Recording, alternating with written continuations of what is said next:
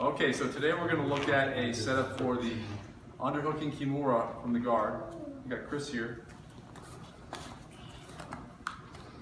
And it's important to look at how people really posture up in your guard and look at options from there. It's not as easy to get finishes on someone who really knows how to protect their arms, how to put pressure on your hips and put pressure on your legs and stay back.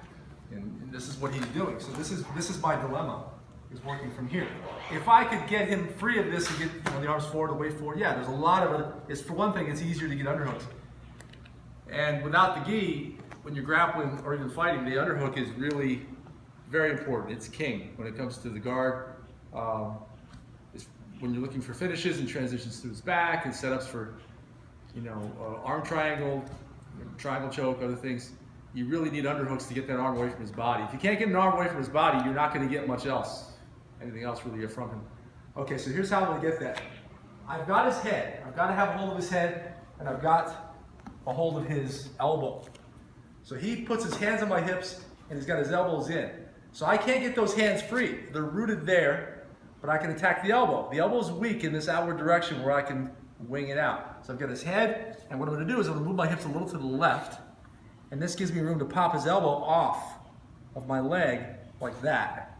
While it's there, you see this arm that's doing the pulling on the elbow also needs to underhook. So I'm going to bring this hand over just for a moment to hold it there while I insert this and go to the arm. I'm actually bringing my upper body to that arm so that I can lock it.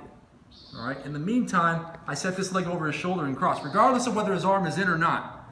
As long as I get my ankles crossed, I've got him secure now. All right. Now I'm here and I grab his wrist if it's available. If it's not, I'll lock my hands like this. I'll push with my right leg into his body, into his ribs. I'll jump my hips to the right and watch what happens. His hand pops out and now I can grab it. As soon as it pops out, I grab the wrist and my hips are out far enough to the right that I can turn my shoulders as I just hug his arm to my body. So I'm not actually fighting his arm with my arms, locking it to my body, and then I'm turning my whole body. So it's my core twisting that's really doing the work, and his arm really can't resist that. All right, so we're here again. Again, keep in mind, to get that underhook, you gotta wing that elbow out. Got his head, I move my hips to the left, pop it, go to it, underhook, join your hands, move your hips the other way. Now sometimes I can get it from here. If he resists that, I can actually make it tap, or I can grab it, all right? So that's your underhooking Kimura, which you'll notice also allows you to get his hand free when he puts it inside his thigh, inside his knee. Well, if you did a classic overhooking, cross overhooking Kimura, the standard one, it's very hard to get that arm free. You try moving your hips that way, but you can't get it free. You don't have enough pulling force to get it free. You can grapevine his far leg and extend it and maybe pop it free, but you might not get that. It's sort of dicey. But with the underhook, once I've got this much or this much, just slide my hips to the right and the hand has to pop out.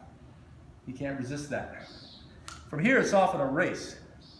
If I can get a hold of it and keep his elbow bent, then I have a good shot at the underhooking Kimura. All right, if he extends his arm, then it's going to go somewhere else.